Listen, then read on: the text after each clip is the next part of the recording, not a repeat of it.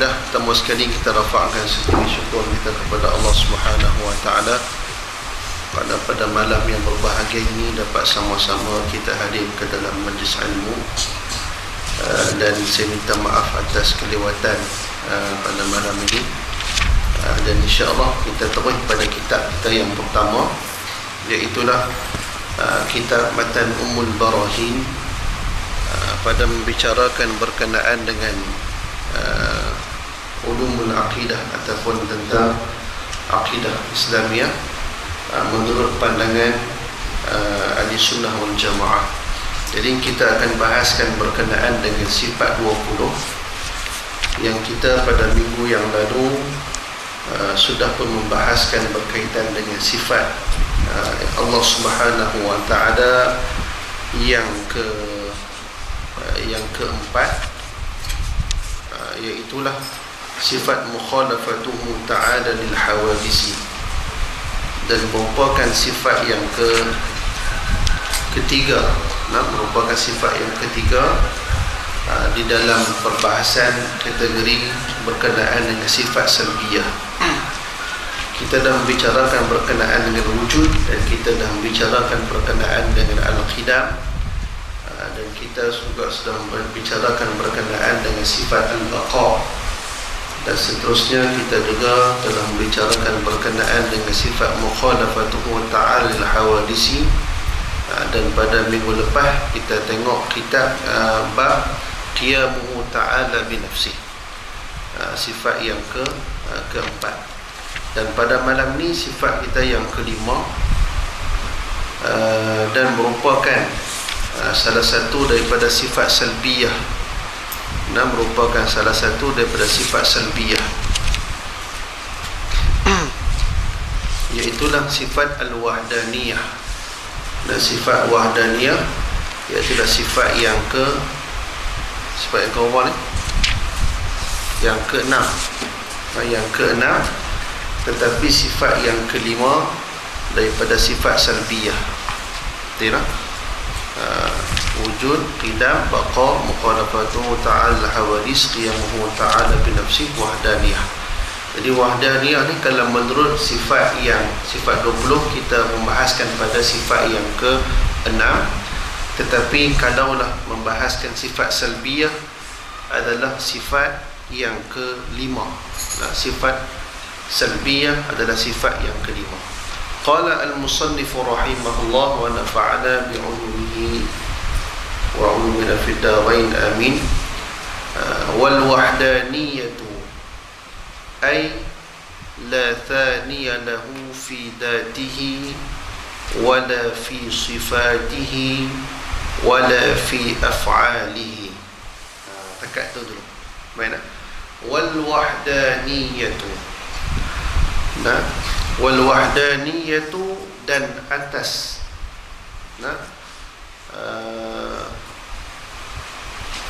Allahumma salli ala sayyidina Muhammad. Dia terjemah macam mana tu?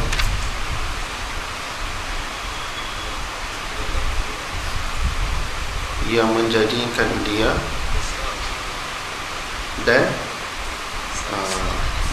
Esa lah, baik, dan Esa sebenarnya adalah kalimah Esa. Wahdaniyah adalah Esa Allah Subhanahu wa ta'ala, dan bermula sifat Esa Allah ta'ala itu iaitulah artinya la thaniya lahu fi dhatihi, iaitulah tiada kedua ia baginya, bagi zat Allah Subhanahu wa ta'ala, fi dhatihi, pada zatnya, pada zat Allah, wala fi sifatihi, dan tiada pada segala sifatnya, itulah pada sifat Allah, wala fi af'alihi, dan tiada pada segala af'alnya, iaitulah pada perbuatan-perbuatan Allah Subhanahu wa ta'ala. Baik, apakah dimaksudkan dengan sifat wahdaniyah? Wahdaniyah ini asal perkataan daripada kalimah wahid ataupun wahdah, iaitulah satu. Dan satu ini, kalau kita katakan satu, tak sesuai dengan Allah Subhanahu wa ta'ala. Sebab kita juga disebut satu, kita juga disebut seorang. Berapa orang? Seorang. Nah, berapa biji kereta? Sebuah kereta. Berapa mikrofon? Satu mikrofon. Juga menggunakan kalimah satu. Tetapi satu yang pada angka ini tak sama seperti mana Allah Subhanahu Wa Taala. Kalau kita kata Allah Taala ni satu ya, Allah Taala ni seorang, tak tepat. Disebabkan seorang itu merujuk kepada manusia. Tadi kita akan bincang. Baik, kalau seorang manusia, bagaimana menjadinya seseorang manusia? Seorang manusia ini adalah cantuman daripada anggota-anggota, maka terjadilah manusia. Okey, cuba kita tengok muka Alfian. Tengok muka Alfian. Alfian berapa orang? Alfian berapa orang? Seorang ni kan. Yang nama Alfian seorang saja. Baik, Alfian ini orang melihat kepadanya berdasarkan apa orang melihat kata Alfian ni seorang. Orang nampak Alfian seorang ni tak mana? Nampak Alfian lah Ustaz. Nampak macam mana lagi? Ya, memang betul nampak Alfian seorang. Memang orang kata seorang. Tetapi nampaknya seseorang itu adalah gabungan daripada anggota-anggota yang semua anggota ni bergabung menjadi seseorang. Sebagai contoh, Alfian adalah seorang. Dan Alfian adalah satu-satunya nama Alfian di sini. Maka gabungan daripada kepala, ada lehernya, dan lehernya bergabung dengan badan, badannya bergabung dengan tangan, tangannya bergabung dengan bahu, bahunya bergabung dengan siku, maka badannya bergabung dengan paha, pahanya bergabung dengan lutut sampai ke kaki. Maka itulah Alfian. Kita sebut seorang ataupun kita sebut satu. Maka bila kita sebut satu itu pada nisbah kepada Allah Subhanahu Wa Taala, kalau kita sebut satu nisbah pada Allah Taala, kita akan nampak Allah Ta'ala ni pun ada macam kita. Kita akan nampak gabungan yang sehingga menggabungkan wujudnya Allah Subhanahu Wa Ta'ala. Adakah kefahaman kita macam tu? Jadi itu yang dimaksudkan dengan wahdaniyah ataupun wahdaniyah adalah Esa, adalah sifat Allah Ta'ala yang wujudnya Allah Subhanahu Wa Ta'ala. Wahdaniyahnya Allah Subhanahu Wa Ta'ala ni sama ada pada zat ataupun pada sifat ataupun pada perbuatan. Allah Subhanahu Wa Ta'ala itu tidak bergantung kepada sesiapa pun. Baik, kita tengok sikit lah. Baik, wahdaniyah. Wahdaniyah ini adalah ibaratun, satu ibarat an nafi, iaitu satu ibarat yang menafikan at-ta'addudi fi dzati was sifati wal af'al. Iaitulah wahdaniyah ini adalah satu ibarat yang menafikan berbilang-bilangnya pada zat Allah Ta'ala. Tadi kita bincang, kita ni dipanggil seorang juga, satu, tetapi kita ni gabungan daripada semua elemen anggota. Ada telinga dua, ada anggota besar bergabung, ada badan, ada kaki, ada ibu jari dan sebagainya. Maka semua ni bergabung jadi seorang, jadi seseorang. Kereta pun, kereta ni bergabung, kita kata sebuah kereta. Sebuah kereta Honda Civic, contohnya Honda Civic. Maka Honda Civic tu dia gabungan daripada tayar 4 biji. Walaupun tayar 4 biji, tapi tetap orang panggil sebuah kereta. Betul tak? Kau panggil sebuah kereta mempunyai 4 biji tayar. Orang tak payah sebut lah benda-benda tu, nampak tak betul ayat. Kata sebuah kereta. Dan sebuah kereta memiliki 4 buah pintu. Tak payah sebutlah 4 buah pintu, walaupun ada 4 jumlahnya banyak. Tapi bila semua dia bergabung di antara 4 pintunya, ada cerminnya, ada 4 tayarnya, ada bonet depan, ada bonet belakang dan sebagainya, itu dipanggil sebuah. Maka di sudut situ dia ternafi bahawa yang kereta ini ternafi bahawa dia wujud dengan satu. Tidak. Dia hasil daripada gabungan semua ni jadi sebuah kereta. Yang dikatakan zat Allah Subhanahu Wa Ta'ala, kita nak menafi daripada berbilang-bilang sehingga menjadikan zat Allah Subhanahu Wa Ta'ala. Ini Allah Subhanahu Wa Ta'ala beza. Baik, kita kata sesuatu itu dengan nama hasil daripada gabungan. Sebagai contoh, kalaulah kita katakan handset lah. Handset ni kita kata berapa handset ni? Sebuah handset. Kita nak kata sebuah handset ni gabungan yang banyak dalam ni. Ada bateri dalam dia, ada cover, ada dia punya skrin dia, dan kemudian ada macam-macam di dalam ni. Nak panggil dia satu. Kalaulah benda itu diasing-asingkan, maka kita nak panggil tak sebuah handset, kita tak boleh panggil sebuah handset. Kita asing bateri dengan handset. Okey, mana handset, mana bateri? Dia kata sebuah handset lah, ataupun satu handset. Tak betul. Sebab apa? Dah diasingkan di antara bateri dengan handset. Kita nak kata contoh bila diasingkan memory card dengan handset, dan diasingkan dengan bateri, kita nak kata sebuah handset lagi kan? Tak boleh lah. Sebab apa? Dia sudah terasing. Maka itu yang dimaksudkan dengan wahdaniyah ataupun wahdaniyah. Kita nak menafikan bahawa Allah Ta'ala ni tidak ada berbilang-bilang dari sudut zat yang pertama. Wal wahdaniyatu ay la sa, iaitulah wal wahdaniyatu ay la saniya lahu fi zatihi, iaitulah tidak ada yang kedua baginya pada zat Allah Ta'ala. Maksudnya Allah Ta'ala tidak ada yang nombor dua. Maksudnya bagaimana nak ada yang kedua kalaulah tidak ada yang pertama? Kita akan fikir daripada sudut itu. Jadi maksudnya Allah Ta'ala ni tidak ada yang kedua, dalam masa yang sama tidak ada zat Allah Subhanahu Wa Ta'ala gabungan di antara satu dengan yang lain. Baik, kalau macam tu Allah Ta'ala ni macam mana? Jangan fikir Allah Ta'ala ni seketui ke? Jangan. Lu fikir, lu bayang, kalau kita ni gabungan tangan dengan badan, badan dengan kaki, kaki dengan paha, dengan apa semua ni gabung jadi satu. Jadi Allah Ta'ala ni macam mana? Jangan bayang, jangan fikir pun. Ada orang tanya berkenaan dengan Isra dan Mi'raj. Kalau Nabi SAW naik ke atas, maka dikatakan bahawa Allah Ta'ala berada di atas, dan menyebutkan bahawa Nabi SAW bertemu dengan Allah, melihat dengan mata kepalanya sendiri, maka Allah Ta'ala boleh dilihat. Maka bila boleh dilihat sama macam makhluk yang lain. Jadi ini adalah perbahasan yang kita tak perlu fikir sampai tahap yang macam tu. Sehingga kan Sayyidina Aisyah radhiyallahu ta'ala anha mengatakan Nabi tak melihat Allah Ta'ala, sebab nak memberikan nak menyelamatkan akidah umat Islam. Tetapi dalam pandangan Ibnu Abbas radhiyallahu taala anhuma mengatakan bahawa Nabi ini melihat Allah, tapi melihat sesuai dengan zat Allah Taala yang kita tak perlu fikir panjang-panjang, tak perlu kita fikir dalam-dalam. Kalau kita fikir juga memang di luar batasan kita akan manusia.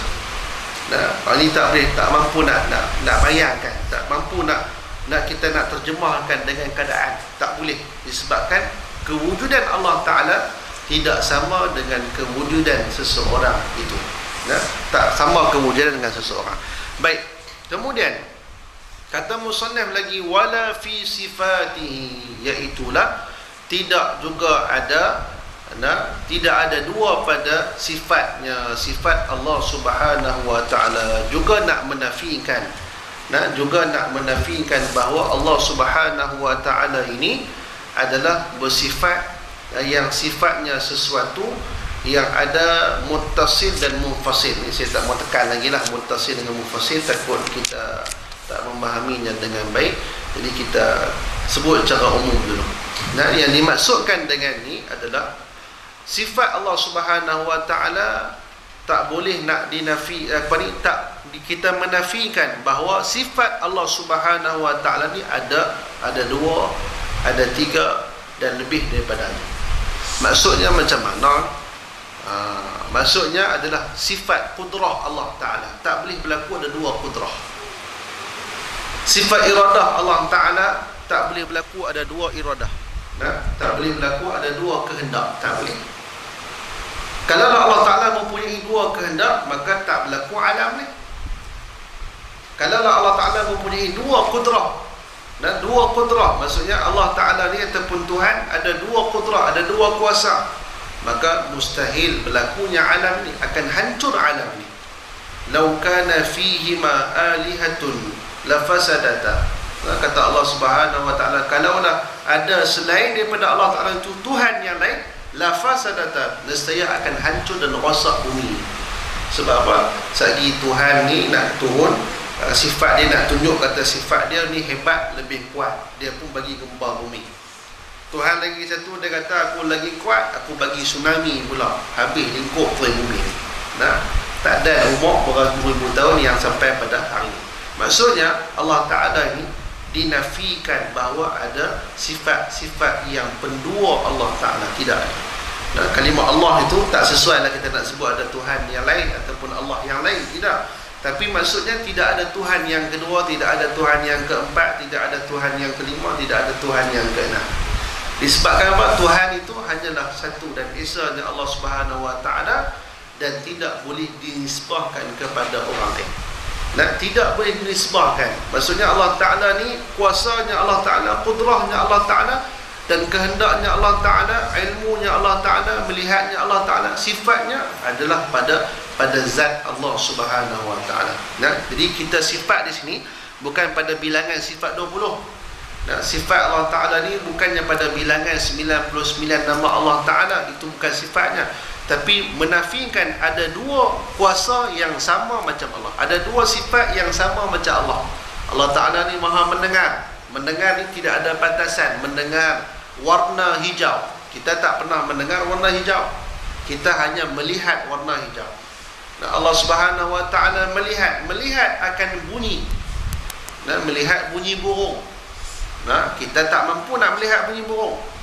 Nah, kita melihat bunyi bunyi suara. Contoh ni nampak melihat bunyi suara. Hebatlah kalau boleh lihat bunyi suara. Kita pun tak nampak bunyi itu macam mana. Yang kita boleh kesan dengan telinga kita. Nah, kita nampak alam ghaib. Nampak jin 2 ekor, 3 ekor, tiap-tiap air. Nah, kalau nampak, kan?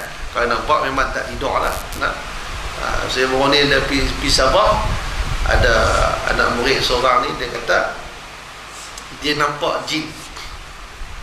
Nah, nampak jin ni sehingga orang buat ruqyah ni.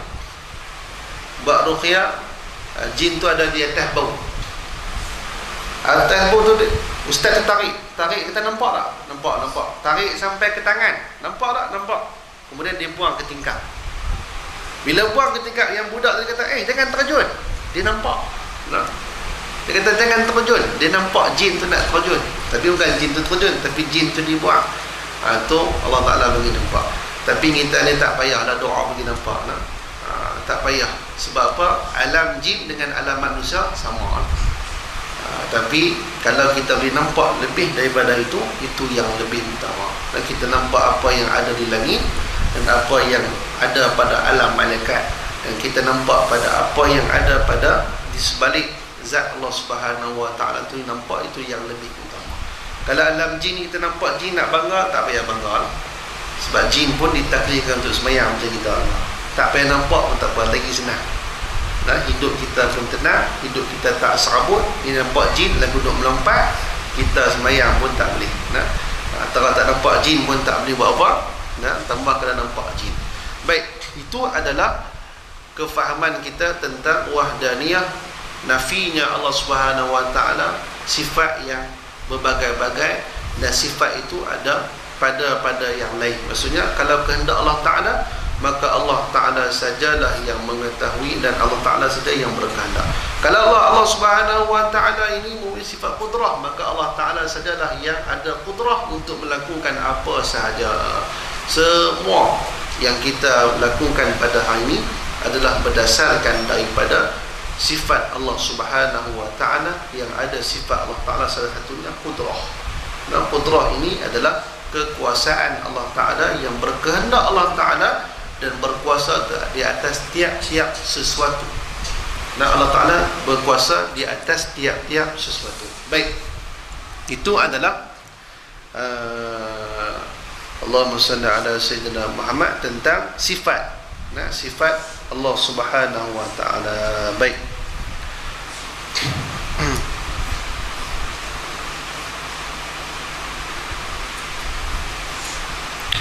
Okey. Dan bagi manusia ini, contohlah manusia, dia sifat manusia ini dia hanya dia boleh berubah-ubah. Nah, sifat manusia ni dia boleh berubah-ubah. Berubah-ubah ni Maksudnya daripada kecil sampai ke besar dia berubah-ubah. Maksudnya dia mutaghayyir, dia berubah-ubah. Fakullu mutaghayyirin fakullu mutaghayyirin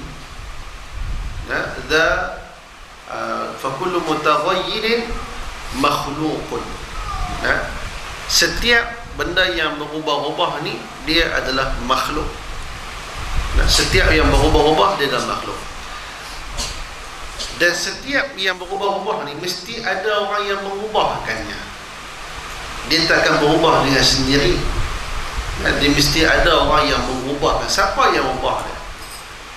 Kalaulah dia kata saya ubah diri saya sendiri, tak betul. Sebab apa? Sebab kita pun tak tahu apa yang kita ubahkan diri kita, kita pun tak tahu. Buktinya kita tak mengetahui apa yang akan berlaku esok, apa yang akan berlaku minggu depan. Dan walaupun dua orang bersahabat yang baik, dia tak mampu nak menjamin sampai bila-bila dia boleh bersahabat dengan baik. Sebab apa? Ini adalah kekuasaan Allah Ta'ala. Ilmu Allah Ta'ala mengatasi segala-galanya, dan kita tak mampu nak mengatasi dan nak melampaui kehebatan Allah Subhanahu Wa Ta'ala. Baik, setiap berubah benda tu. Contoh, kita tak kekal. Mungkin dulu kita dilahirkan comel, orang semua nak pegang kita. Atau Ustaz Ifan kita pun comel dulu ni. Kalau dia pun comel juga. Dulu lagi comel lah. Budak-budak kan putih-putih, kau main pipi seronok, nak dukung. Lari nak dukung, jenuh lah. Jenuh dukung. Maksudnya dia berubah. Berubah sikit demi sedikit, dan perubahan itu tidak kekal. Sifatnya tidak kekal sampailah ke Tuhan. Dan bahkan kita juga macam tu. Dulu putih melepak, lahir putih melepak. Tiba-tiba main umur 6 tahun, dah pandai keluar rumah, dah main hitam, legam balik hitam. Dah hitam, legam lah. Jadi hitam tu berubah, sifatnya sudah berubah. Dan bila main besar sikit, dah pandai dah ada orang kata apa, kemahuan, dah pandai, ada perasaan cinta, dia mula nak menjaga image pula. Dia beli kup putih untuk memutihkan balik. Ini maksudnya dia nak bagi putih balik, dia berubah putih. Jadi putih kalau kehendak Allah putih. Tapi kalau ada setengah orang dia hitam macam mana pun, Allah Ta'ala tak izin. Dia pakai bila apa pun orang nampak hitam je. Tak boleh buat apa lah. Jadi maksudnya berubah. Dan kadang-kadang saiz badan kita juga tidak mampu nak kawal. Ada yang kurus, yang ada yang gemuk, dan ada yang Masya Allah tinggi, dan ada Masya Allah yang sangat rendah. Jadi ukuran semua itu tidak sama. Jadi itu adalah dimasukkan dengan sifat luaran, zahir, ataupun kita panggil arat. Arat itu berubah dengan sifat jauharnya berubah. Maksudnya objek itu berubah. Maka adakah Allah Ta'ala begitu? Allah Ta'ala tak macam tu. Kalau macam tu, Allah Ta'ala lemah, juga lemah. Sebab apa? Bila berubah-ubah ni perlu kepada orang yang mengubahnya. Contoh sebagai kita nampak sebuah kereta. Kereta itu dianggap lemah ataupun tidak? Lemah. Sebab apa? Dia memerlukan pada orang yang nak mengemudinya, barulah dia ni boleh berjalan. Tapi kalau orang tak bawa sampai situ, duduk tangan situ juga. Walaupun kereta Ferrari lawan dengan kereta Volkswagen, kereta Volkswagen lama kan, orang baru ni Passat ke apa tak. Maksudnya lumba kereta. Tapi yang Ferrari orang tak bawa. Yang bawa sebelah tu kereta Volkswagen hak lama punya, edisi lama yang enjin pun nak luruh. Tapi bawa pelan-pelan ada orang bawa. Maksudnya yang Ferrari itu tetap dia agak lemah sebab tidak ada orang yang membawanya. Maksudnya lemah. Walaupun dia dianggap hebat, dan enjin dia memang hebat, tetapi tidak, dia siapa pun tak nafi bahawa dia ni enjin yang laju. Dan seumpamanya, tapi dia tetap dianggap lemah sebab tidak ada orang yang boleh mengubahnya. Nampak? Jadi kalau yang hebatnya orang tidak bergantung kepada sesiapa dan mengubahnya, dan bahkan dialah yang mengubahkan sesuatu yang benar. Itu adalah kaitan yang kita boleh ambil tentang sifat yang Allah Subhanahu Wa Ta'ala. Allah Ta'ala ni wahdaniyah juga pada sifat. Tidak ada sifat kedua, tidak ada sifat yang ketiga, tidak ada sifat yang keempat. Sifat Allah Ta'ala tetap dengan esanya Allah Subhanahu Wa Ta'ala. Baik. Kemudian yang seterusnya, wala fi af'alihi. wala fi af'alihi, dan tidak juga pada perbuatan Allah Subhanahu wa ta'ala. Maksudnya juga ternafi pada sifat Allah Subhanahu wa ta'ala, sifat yang pada perbuatan Allah Ta'ala, perbuatan yang kedua, perbuatan yang ketiga, perbuatan yang keempat. Maksudnya Allah Ta'ala ni tidak memerlukan kepada perbuatan orang lain. Allah Subhanahu wa ta'ala tidak memerlukan kepada bantuan orang lain. Ini adalah pada perbuatan Allah Ta'ala. Apa perbuatan Allah Ta'ala? Perbuatan Allah Ta'ala ini juga boleh kita terjemahkan dengan Allah Ta'ala yang maha kuasa, Allah Ta'ala yang maha melihat. Itu perbuatan Allah Subhanahu wa ta'ala. Ini dikatakan sebagai orang yang sebagai al-mutakallim, sebagai Allah Ta'ala yang berkata-kata. Jadi berkata-kata Allah Subhanahu wa ta'ala ini tak sama macam perkataan ataupun berkata-katanya kita. Kita ni di sudut perbuatan dikaitkan dengan masa perbuatan. Contoh perbuatan kita bercakap, berkata-kata. Maksudnya bila ada orang baru bercakap. Tak ada orang hang cakap juga, orang panggil gila. Betul tak? Tengok cakap dengan siapa, pegang mikrofon apa semua, tapi cakap dengan seorang, siapa pun tak main, tapi dia nak cakap. Maksudnya orang panggil gila. Tak betul. Maksudnya kita manusia ni bercakap memerlukan hajat pada orang, berkata-kata. Berkata-katanya kita ni sama ada kita berkata-kata untuk orang mendengar, ataupun kita berkata-kata kita bersembang dengan orang, ataupun ada hubungan di antara satu sama lain. Tapi sifat Allah ataupun perbuatan Allah Ta'ala yang sifatnya al-mutakallim, berkata bagi Allah Subhanahu wa ta'ala, maksudnya tidak ada kaitan dengan masa. Senantiasalah Allah Ta'ala itu bersifat dengan perkata. Tapi kita dengar tak surah Allah Ta'ala? Tak ada. Sebab Allah Ta'ala berkata-kata tak sama macam kita. Tidak ada suara, tidak ada huruf, tidak ada perkataan, tidak ada simbol, tidak ada istilah, semua sama seperti mana kita. Dan tu orang tanya macam mana Al-Quran? Al-Quran ada huruf. Al-Quran ada sebutan, ada bunyi, bahkan ada makhraj, tempat keluar huruf. Alif patah A. Bukan alif patah I dah. Maksudnya makhraj huruf. Ba bukan ba. Ba maksudnya kita lepirkan mulut. Wa bukan wa. Wa ja'alna wa tak betul. Dia kena wa. Sebab apa? Dia kena lepirkan mulut. Contoh alif patah A, bukan A. Kita alif patah A, ba patah ba, ta patah ta, semua pesen Jawa punya ni. Lagu tu. Dia alif fathah A. Alif kasrah I. Alif dhamma U. A, bukan A. I U. Maksudnya kita bercakap ini, walaupun kita bertutur dengan kalimah ataupun Al-Quranul Karim yang datang daripada Allah, ada tempat makhraj hurufnya untuk keluarkan bunyi. Sebagai contoh kita sebut siratal ladzina an'amta 'alaihim ghairil maghdubi 'alaihim waladdallin. Kalimah dad kita sebut macam mana sebelum ni? Asal bunyi dah Ustaz. Waladdallin. Lidah tu tak mana? Lidah tu tak mana? Atas tu. Okey, lagi sebut atas. Hujung ni atas. Walad. Dia bunyi lagu tu. Walad. Kalau buh di bawah. Walal. Dia tak ada. Dia tak keluar bunyi. Walad. Tak boleh bunyi. Tengah-tengah Ustaz. Walad. Tak boleh tak? Tak, maksudnya tengah-tengah lidah kena lagi pun tak boleh tak? Jadi mana keluar? Tapi kita bunyi betul-betul. Tapi di manakah kedudukan lidah yang sebenar? Adalah tepi lidah ni kita sangkut di sebelah atas. Tepi lidah sangkut belah atas.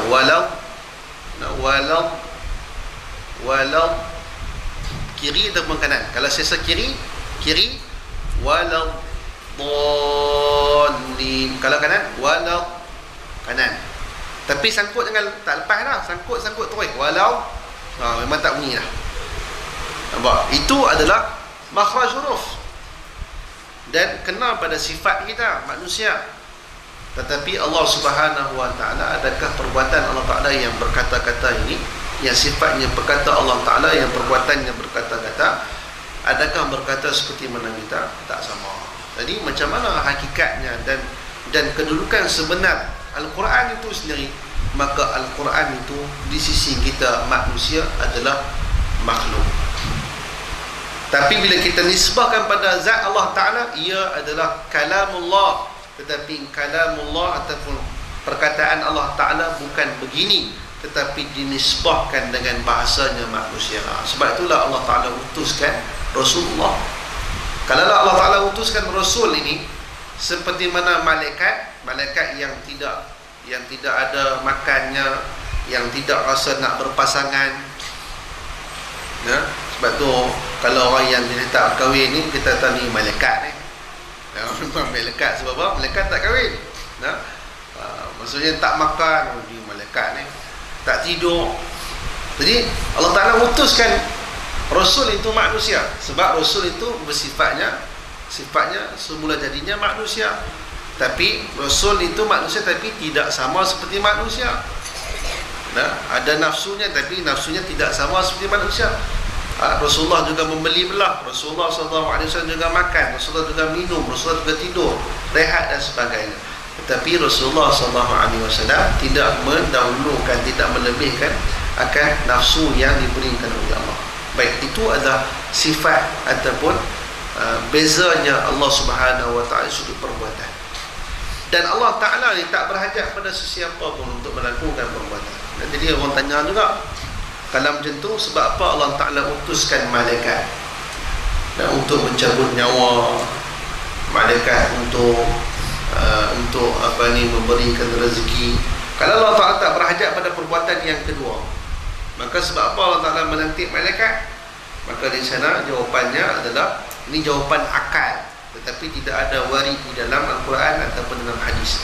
Jawapan akalnya, ini menunjukkan kekuasaan Allah Ta'ala di dalam nak memberikan arahan, dan arahan itu dipatuhi. Nah, kita kadang-kadang ketua ni, kita bagi arahan, kadang-kadang anak buah kita tak ikut.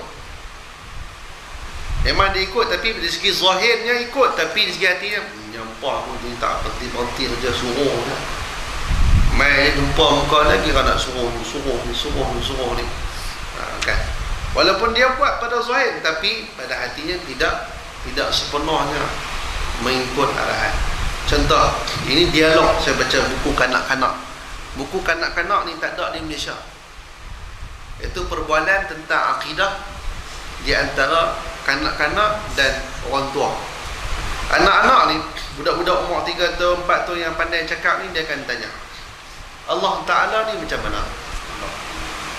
Soalan tu kita nak jawab apa ni? Allah Ta'ala ni sifat 20, wujud, qidam, baqa. Lagi dia pening. Nah, kita hak tua pun pening, tambah hak budak kata Allah Ta'ala ni wujud, qidam, baqa. Nampak? Tapi macam mana kita nak jawab bagi budak-budak ni? Soalan tu dia jawab. Dia kata, contoh kita ni, dia kata Allah Ta'ala ni maha hebat, maha berkuasa, dan Allah Ta'ala menciptakan segala-galanya. Ini muqaddimah. Okey, yang siap kata, dia kata, wahai anakku, cuba kamu lihat kepada matahari. Kamu tahu tak apa bentuk dia yang sebenar? Cuba tengok pada matahari. Dia membuka mata nak tengok matahari. Boleh nak tengok matahari? Tak boleh tengok matahari. Kalau kita pakai cermin mata ke aspek mata pun, tengok dia akan silap. Walaupun nampak dia panas, tak boleh. Kemudian dijawab, kalaulah tengok matahari pun tak nampak, bagaimana nak tengok Allah Ta'ala? Itu jawapan. Jawapan menggunakan akal lah. Nah, kalaulah tengok matahari pun tak boleh, bagaimana nak tengok Allah Ta'ala? Lagilah tak mampu kita nak melihat. Maksudnya zat ataupun kita punya kedudukan kita dengan zat Allah Ta'ala yang maha hebat tak mampu, tak mampu nak menanggung. Sebab itulah apabila diminta oleh Nabi Musa alaihi salam untuk Allah Ta'ala mentajalikan zat Allah Ta'ala, maka Allah Ta'ala kata, tengok bukit Tur Sina. Allah Ta'ala hancurkan, gegak bukit Tur Sina. Tak mampu gunung itu yang sebesar itu nak menanggung zat Allah Subhanahu Wa Ta'ala. Sebab apa?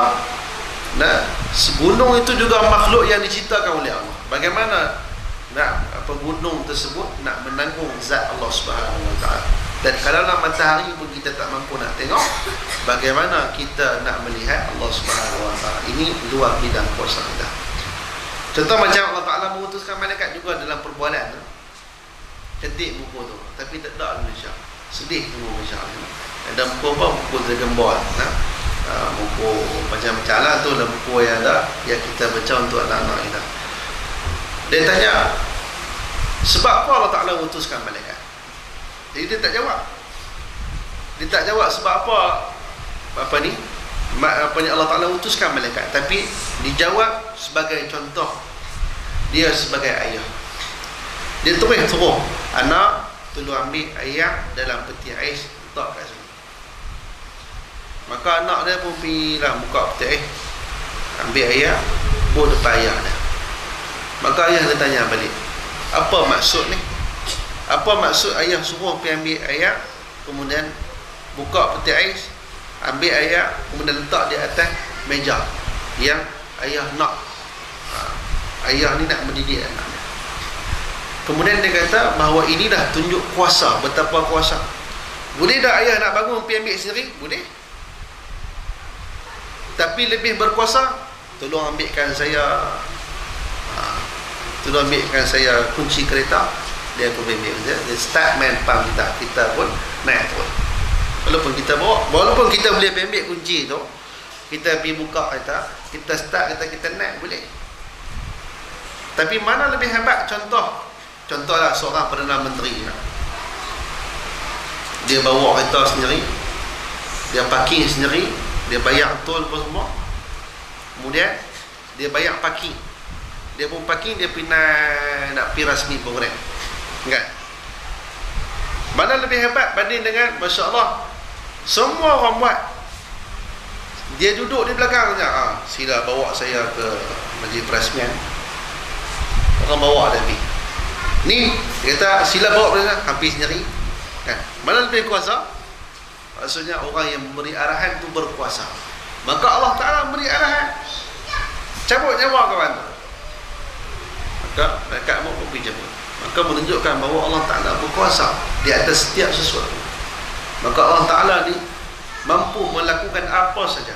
Maka ini yang dimaksudkan dengan perbuatan Allah Subhanahu Wa Ta'ala. Tidak ada yang kedua, tidak ada yang ketiga. Tetapi walaupun diarahkan kepada para malaikat Allah Subhanahu Wa Ta'ala, malaikat Allah Ta'ala itu adalah menunjukkan kehebatan lagi pada zat Allah Subhanahu Wa Ta'ala. Kerana Allah Ta'ala memberikan arahan itu dipatuhi dengan sepenuhnya, tidak ada batasan, tidak ada bangkangan, tidak ada rungutan, buat sepenuh dengan jiwa. Tapi kalaulah kita ni suruh orang, kadang-kadang kedua muka juga. Nah, suruh apa ni, kemas sikit ni, dalam hati kemas sendiri ya. Tapi tangan duk kemas kan. Nah, dalam hati ini kerja semua orang saja. Nampak? Itu adalah manusia sesama manusia. Kita tak mampu nak mengarahkan orang, melainkan Allah Subhanahu Wa Ta'ala lah yang akan memberikan arahan dan mengaturkan semuanya. Wallahu alam. Kita berhenti dulu setakat tu untuk tauhid, insya-Allah. Kita boleh buatlah. Kita tengok fiqh sikit, lama kita tak baca fiqh. Fiqh kitab Safinatul Najah, kemudian kita tengok sikitlah nahwu kalau sempat. Baik, kitab Safinatul Najah kita dah sampai, ada lah kitab Safinatul Najah? Tak ada lah. Kita dah sampai bab yang yang ke-6, fasal yang ke-6 kalau tak silap.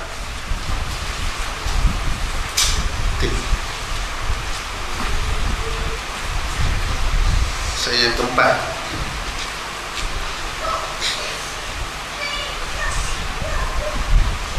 Fasal yang keempat ke yang kelima? Fasal yang kelima lah. Faslun, fasal yang kelima membicarakan tentang perkara-perkara yang wajib bagi wudu. Baik, kita dah membicarakan tentang Allahumma salli ala sayyidina Muhammad, tentang rukun Islam. Kemudian kita dah bincang dah tentang rukun iman. Kemudian kita dah bincang tentang tanda-tanda balik. Tanda balik ni ada berapa? Ada berapa? Lupa lah, lama tak baca no? Ada berapa? Ada 3. Yang pertama, yang pertama apa dah? Iaitulah yang pertama, sempurna. Apa dah? Kuat sikit. Sempurna umur. Sempurna umurnya berapa umur dah? 15 tahun. Siapa umur 15 tahun sini? Tak ada umur 15 tahun lah. Jadi semua dah balik lah kan? Di bawah ni ada yang tak balik lagi. Okey. Dan kemudian yang kedua, apa tanda balik? Alfian, yang kedua apa dah? Tanda balik?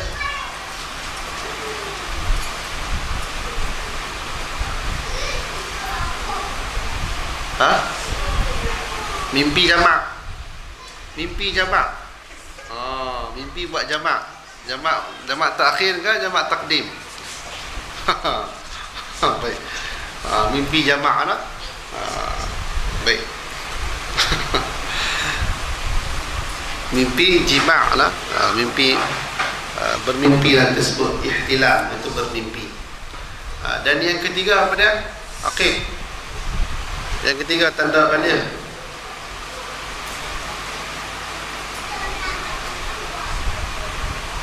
Ya, iaitulah datangnya haid bagi perempuan.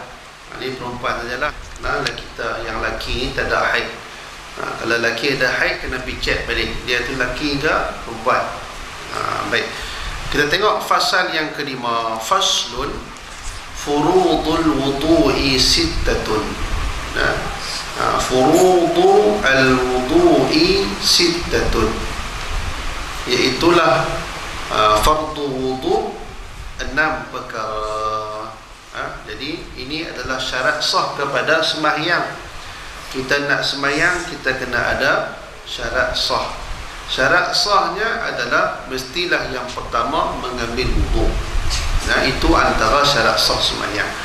Syarat sah sembahyang yang kedua adalah menutup aurat. Menutup aurah, iaitulah menutup aurat bagi lelaki dan menutup aurat bagi perempuan. Dan syarat yang ketiga apa dia? Adalah suci tubuh badan kita. Ambil wuduk saya tapi tak mandi wajib, tak jadi. Ambil wuduk saja kemudian ada terjejak, tak jadi. Kena suci tubuh badan dan pakaian yang kita pakai itu mesti suci. Kalau ada yak-yak basi kat baju, tak jadi. Tengok tu dia peta baju. Ada yak-yak basi, tak boleh. Sebab apa? Itu adalah perkara yang menajiskan. Dan kemudian syarat sah sembahyang juga adalah mestilah menghadap ke arah kiblat. Hadap ke arah kiblat. Sebab apa? Ini adalah benda yang paling asas, ialah menghadap ke arah kiblat. Kalau kita sembahyang fardu tidak tahu arah kiblat, maka sembahyangnya tidak sah. Paling kurang kita kena zon, di sinilah arah kiblat yang perlu dihadapkan. Maksudnya kena tahu arah kiblat. Kalau tak tahu arah kiblat, maka sembahyang itu tidak ada arah tujuannya. Baik. Furudul wudu' sittatun. Iaitulah fardu wudu' ada 6 perkara. Al-awwalu yang pertamanya an-niyatu, ialah niat. An-niyatu adalah niat. Baik, kita tengok dulu kalimah al-wudu'. Wudu' ini adalah asal perkataannya ialah diambil daripada kalimah setengah. Iaitu pun al-wada'ah, diambil pada kalimah wada'ah. Wada'ah ni maksudnya apa? Al-husnu wal jamal.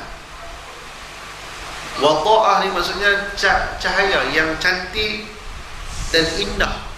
Maksudnya kalimah wudu' itu diambil pada wada'ah. Wada'ah ni kalimah du'un. Du'un ni cahaya. Maksudnya apa? Bila kita mengambil wudu' ini akan bercahaya anggota wudu' kita. Nah, wudu' asal kalimah wada'ah. Nah, wada'ah ni adalah maksudnya al-husnu wal jamal, iaitulah indah ataupun baik dan cantik. Bila cantik ni maksudnya pada anggota yang kena wudu', maka anggota itulah yang akan cantik di sisi Allah Subhanahu wa taala pada hari kiamat nanti. Iaitulah pada mahsyar nanti, cahaya akan akan keluar daripada anggota wudu' kita. Itu adalah dari sudut bahasa. Baik, kalau wudu' adalah perbuatan mengambil wudu'. Kalau wadu', kalau berubah baris tu berubah. Asal kalimah wudu', tapi ubah baris wadu'. Waw tu baris di atas. Bukan wudu', wadu'. Bila wadu' tu alat yang diambil untuk berwudu', iaitulah air. Wadu' jadi air.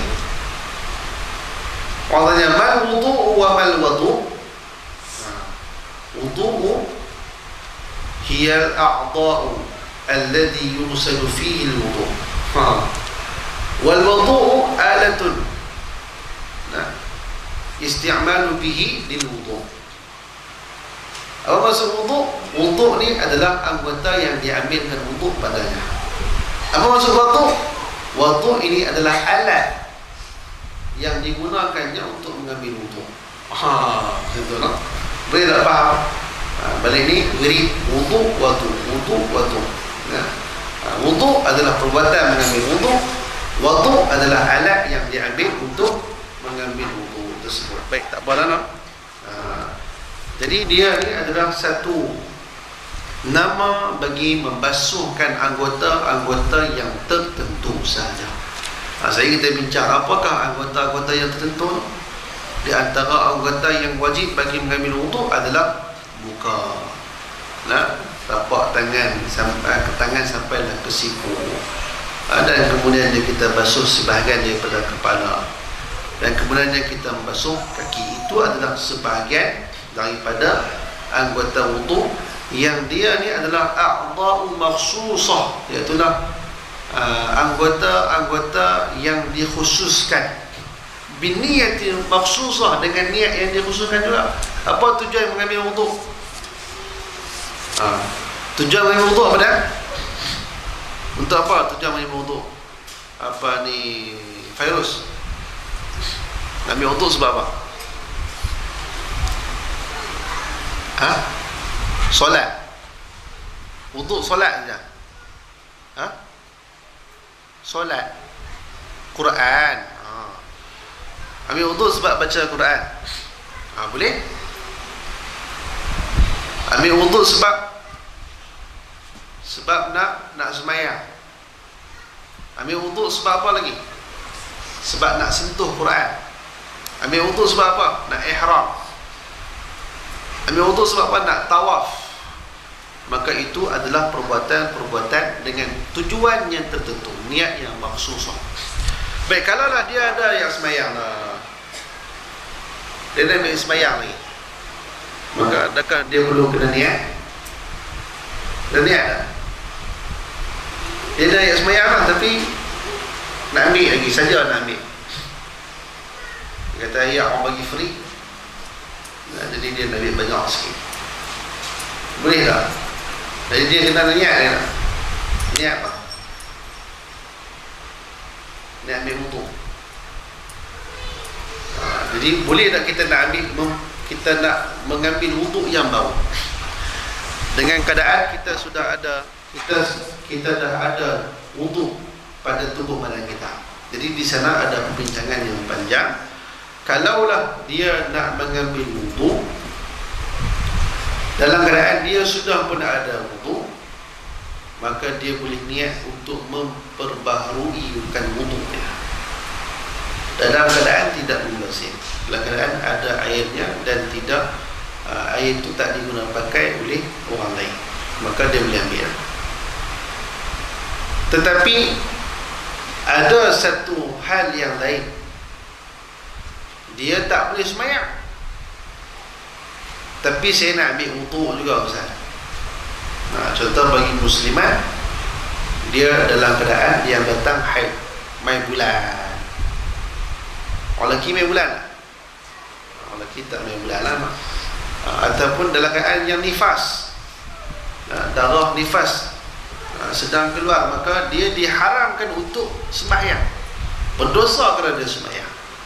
Berdosa kerana dia sembahyang. Tapi dia kata, Ustaz saya ni dulu sehari 5 kali ambil wuduk, takkan saya nak ambil wuduk? Tak boleh, saya nak ambil wuduk dulu lah. Boleh nak ambil wuduk pada waktu tu?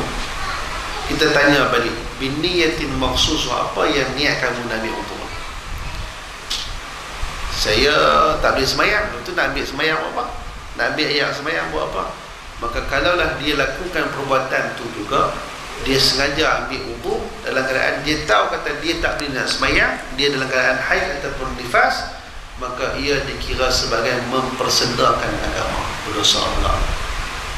Jadi maksudnya dalam niat ini dia ada banyak caranya. Jadi kalau kita yang tidak ada wuduk nak melakukan ibadah yang perlu kepada wuduk, maka kita kena ambil, kita kena niat khusus pada perbuatan tersebut. Nawaitul wudu' lis-salat, nawaitul wudu' li qira'atil Quran, boleh. Walaupun dia niat wudu' untuk membaca Al-Quran, ataupun untuk memegang Quran, maka dia nak sembahyang dengan wudu' pun tak ada masalah. Nak sembahyang dengan wudu' tu pun tak ada masalah. Walaupun dia niat untuk mengesahkan sembahyang dan dengan mengambil wudu', tetapi lepas dia sembahyang dia baca Quran, boleh tak? Kan dia kena ambil baru untuk niat baca Quran pula, tak payah. Maksudnya sudah memadai wuduk tersebut dengan dia niat dan sah di sisi syarak. Baik. Kemudian kata musannif lagi, al-awwalu an-niyatu. Yang pertama sekali adalah niat. Niat ni apa maksud dia? Dari segi lughatan al-qasdu, qasad, tujuan. Apa tujuan kamu nak mengambil wudu? Apa tujuan kamu nak melakukan perbuatan tersebut? Maka contoh, kita berdiri atas tikar sembahyang, kita kena niat. Niat tu apa? Al-qasdu, tujuan. Apa sebab kamu berdiri atas tikar sembahyang ni? Sebab nak sembahyang. Jadi itu qasad. Baik, apa maksud dia sudut syarak? Qasdu syai' muqtarinan bil fi'li. Qasad sesuatu berserta dengan perbuatan. Qasdu syai' muqtarinan bil fi'li, iaitulah dia ni qasad sesuatu berserta dengan perbuatan, kecuali pada masalah puasa sahaja. Adapun yang lain semua kena qasad muqtarinan bil fi'li. Di sini ada kekuatan, ada kelemahan. Dalam mazhab Imam Syafi'i, dia kata qasdu syai' muqtarinan bil fi'li. Qasad sesuatu mesti berserta dengan perbuatan. Dalam kalau bab sembahyang, lurus Allahu Akbar, sambil-sambil angkat takbir, sambil-sambil kita niat. Dalam bab zakat, lulus saja aku bayar zakat kerana Allah Ta'ala, lulus dia niat, tapi dengan lafaz saja aku bayar zakat, inilah zakat pendapatan saya pada tahun ini sekian-sekian, tapi hati kena lafaz. Okey. Kemudian kalau mandi wajib, nawaitu rafa'al hadasil akbar lillahi ta'ala. Lepas kalau ambil wuduk, nawaitu wuduk lillahi ta'ala, sambil-sambil ayat tu cecah di muka, sambil-sambil. Tapi dalam puasa, lepas tu imam tu bila nak azan, dia pun nawaitu sawmaudin, mampus jenuh nak niat. Tu bila dia tu bila kena habaq, Ni tanpa taman dia tak niat saya nak azan ni. Dia pun kawan aku nawaitu saumahudin an adai fadl Ramadan asyhadulillah taala. Mampu jenuh. Jadi di situ ada kelemahan. Di situlah diiktiraf oleh mazhab lain. Tengok. Dan niat macam mana? Wala muqtana bil fi'li. Maka di situ dikecualikan, kecuali dalam masalah masalah niat puasa. Itu pun dilapis dengan hadis Nabi SAW. Sebab apa? Niat itu sepanjang malam. Maka kuat juga orang Imam Syafi'i ni.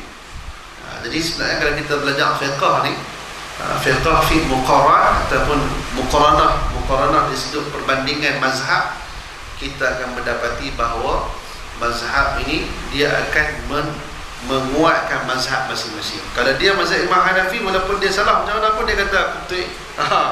Itu adalah mereka yang berkhilaf di mazhab. Tidak ada masalah. Dan tidak ada permasalahan sedikit pun di sudut kita khilaf di sudut fiqh. Tapi dengan khilaf di sudut akidah sahaja. Baik, jadi kecuali dalam masalah puasa, dia kena niat pada awal malam. Maksudnya pada permulaan malam, maka dia dah boleh niat sampailah sebelum masuk sembahyang subuh. Baik.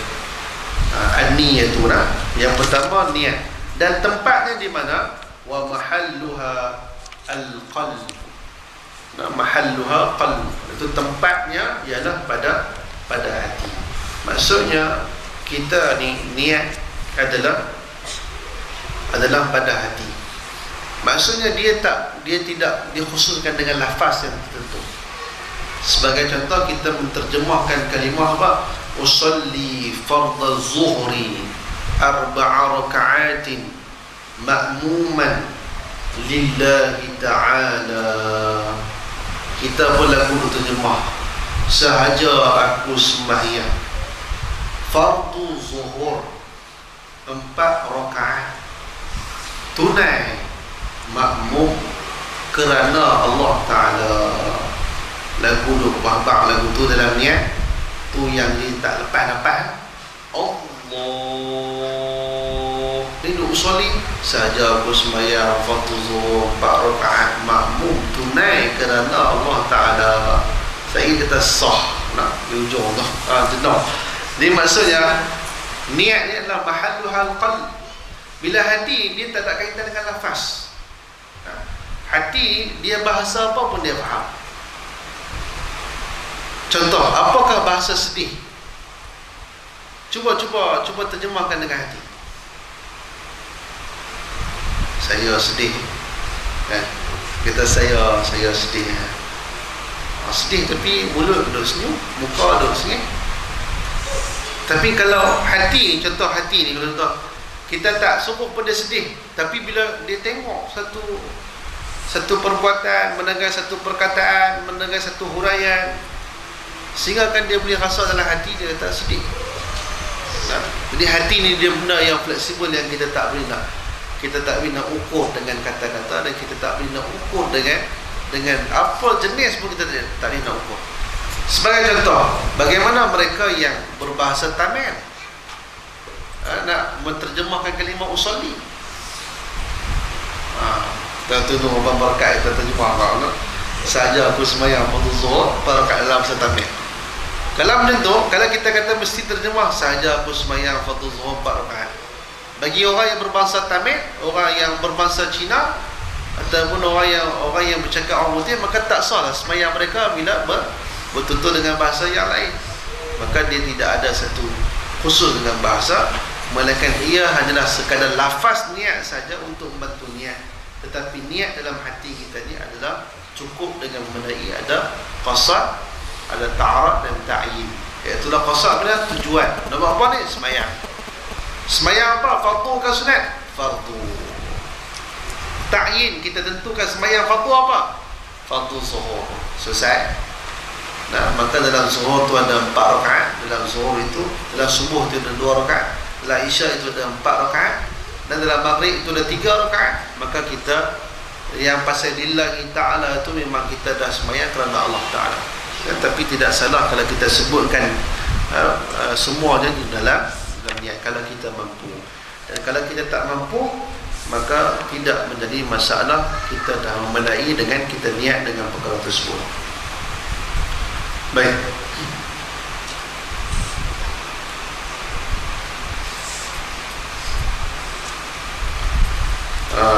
Itu dia lah yang boleh saya sentuh ni lah. InsyaAllah. Wallahu alam, dekat tu dulu.